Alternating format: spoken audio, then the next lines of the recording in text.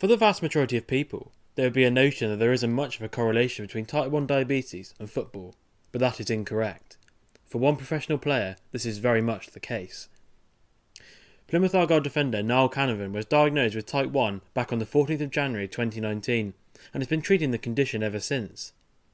Niall says he knew something was wrong when he did not have the strength to get out of his car following a match. After this experience, and having many of the telltale signs of diabetes, including extreme thirst and fatigue, he knew he needed to get checked out. However, one thing is for certain. Just because he may be living with the condition, and it may have caused him a few problems last season, that hasn't stopped him from doing the one thing he loves, and it really acts as a true testament to those with the condition.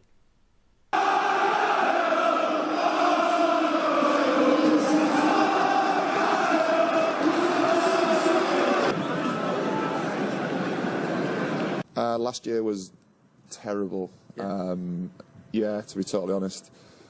I just used to have 4 or 5 different sort of feelings and emotions and all sorts through the game. I could feel perfectly fine, I could feel nauseous, I could feel exhausted, I could have blurred vision, and that's all within sort of 45 minutes of football.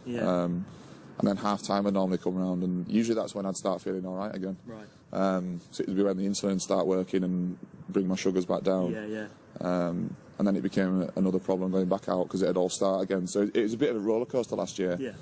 But thankfully took the summer, sort of played around a bit, experimented a little bit with different things and different workouts and stuff like that. And so far this year, barring a couple of games when I was without my sensor, things have been pretty bang on. Indeed, having been diagnosed with the condition midway through last season, many were unsure whether he would return to the Argyle first team, or indeed professional football. But this season he has certainly been a different story. Now having the condition under better control since first diagnosis almost a year ago, he has been a staple of Ryan Lowe's promotion hunting side, recently scoring a 96th minute winner in the 2-1 league win over Stevenage. This is what his manager had to say on the Yorkshireman's impact this season, along with his defensive teammates.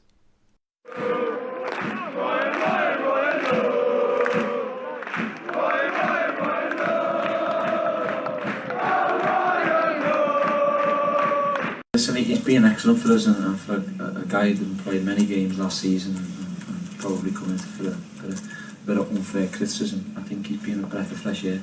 And fair play to him, you know, he's down here without his family. He puts a shift in every single day, and he's one I'm really, really pleased with, because the way we play, the style of play, he asked for a chance and he got it, and he certainly took it.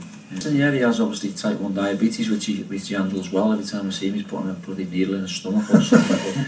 He's different class. Listen, along with Scotty, Gaz, you know, Will when he's fit, you know, Josh again's gone into the left side centre half tonight is superb, and you know, so look, we know what we, you know, don't want to praise individuals, and they know they get praise off me and the coaching staff, but it's nice when, you know, you can praise 1 or 2 individuals every now and then.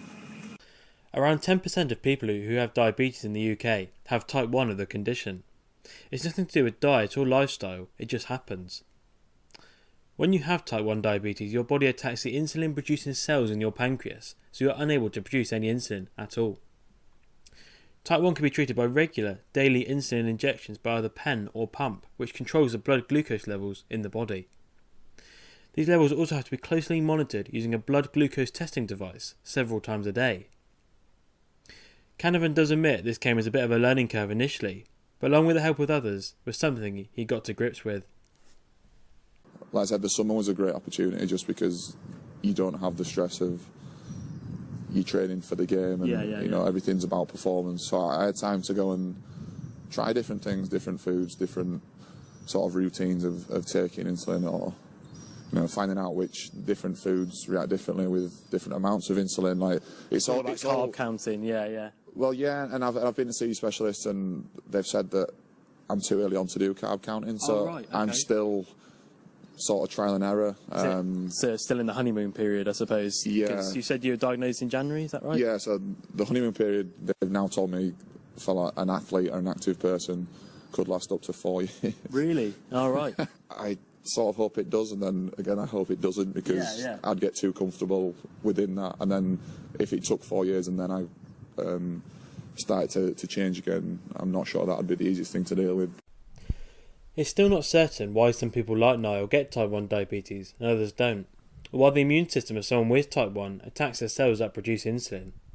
But researchers are learning more and more all the time about type 1 diabetes so that new treatments can be developed, in the hope that one day a cure can be found.